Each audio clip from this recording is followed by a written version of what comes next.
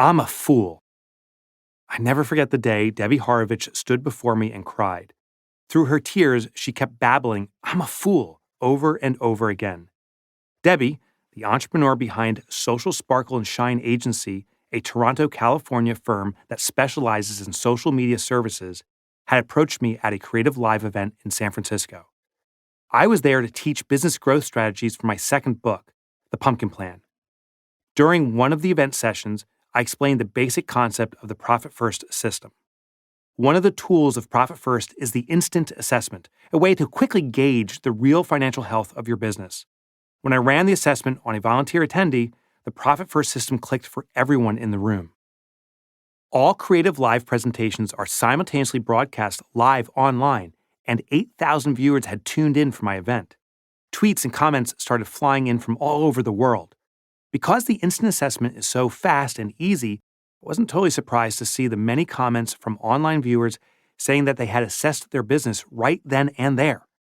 Entrepreneurs, CEOs, freelancers, business owners, everyone shared how relieved they were to learn this simple method.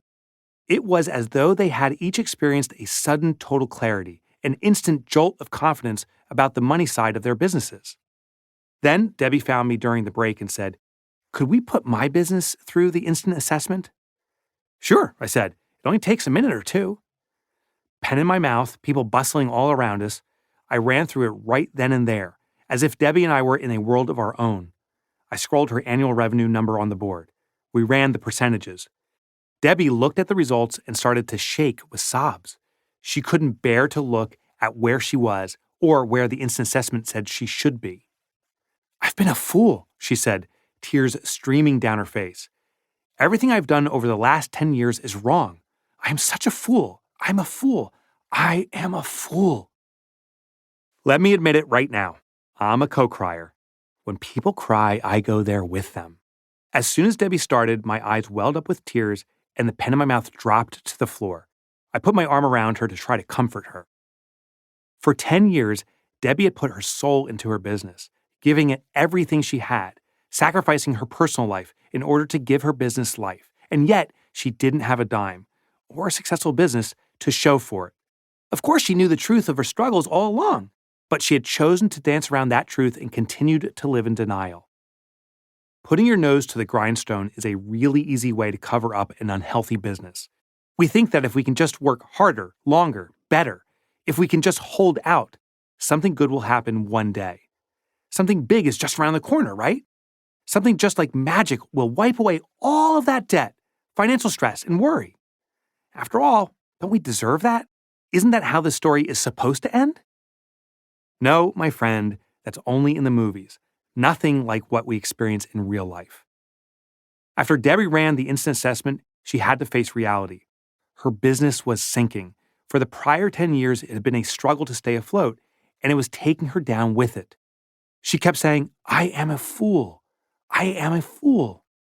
Those words tore into me because I'd been there. I understood exactly how it felt to face the naked truth about my business, my bank account, my strategies, and my hard-fought success.